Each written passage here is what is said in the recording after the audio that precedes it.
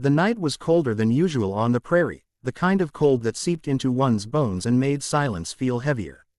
A battered wagon creaked along the dirt road, pulled by a horse too thin to bear such a load. Inside, hunched beneath a ragged blanket, sat a young woman clutching a baby to her chest. Her eyes were hollow, the kind of eyes that had seen too much pain for someone so young. Her name was Eliza. She had not meant to end up on this lonely road.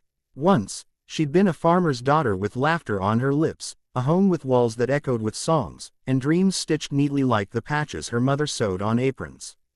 But life had stripped her of it all.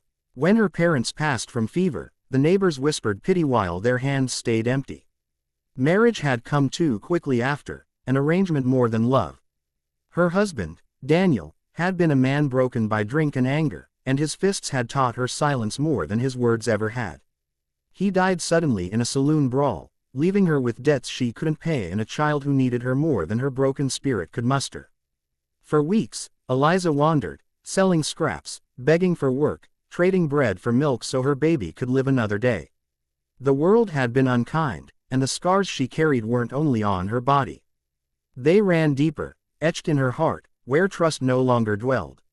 That evening, as the horse limped along, she had nowhere left to go.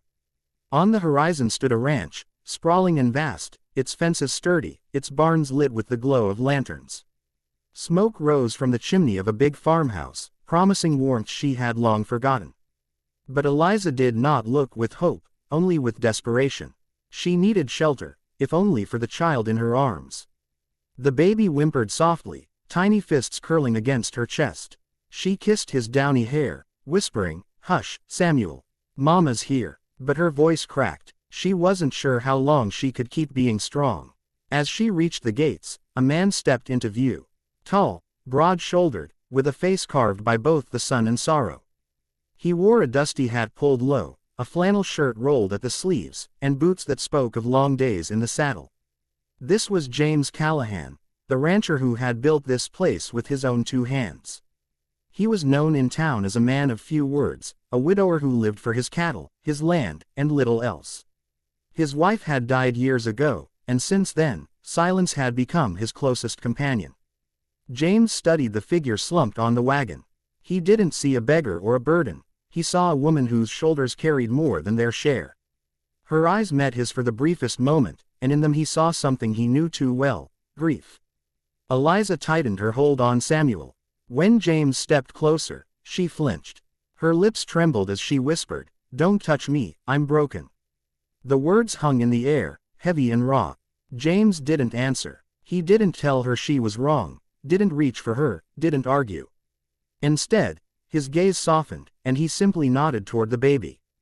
Gently, without forcing, he extended his hands. She hesitated, clutching Samuel tighter, but exhaustion won. Slowly, with shaking arms, she let the man take her child. James cradled the infant against his chest with surprising ease. His rough hands, hands that had roped cattle and fixed fences, moved with tenderness. Samuel fussed only for a moment before settling into the steady rhythm of the rancher's heartbeat. James rocked him carefully, his large frame swaying just enough to soothe. The child's eyelids fluttered shut, and soon, Samuel was asleep. Eliza's breath caught. She hadn't seen Samuel rest so peacefully in weeks. Tears stung her eyes, though she tried to blink them away. For the first time, in a long while, someone had carried her burden without asking for anything in return. James looked back at her. "Come inside," he said quietly, his voice deep and steady. "The boy needs warmth." Too weary to protest, Eliza followed him into the farmhouse. Inside, the air smelled of wood smoke and fresh bread. The fire crackled, casting golden light across the worn but clean furniture. James laid Samuel in a cradle by the hearth, a cradle too well kept to be unused. Eliza noticed the small carvings along the edges, initials, dates, and tiny flowers. It must have belonged to a child once. She swallowed hard. "You can rest here," James told her. "No one will harm you." His words were simple, but they carried weight. Eliza lowered herself into a chair, pulling the blanket tighter. She kept her distance, wary, but her eyes never left her baby, who now slept soundly in another's care. Days passed into weeks. James never pressed her with questions. He gave her space, letting her help where she could, feeding chickens, mending clothes, tending to Samuel. He noticed how she flinched at sudden noises, how her hands trembled when someone moved too quickly near her. But he never called her weak. Instead, he quietly built her a place where silence wasn't punishment but peace.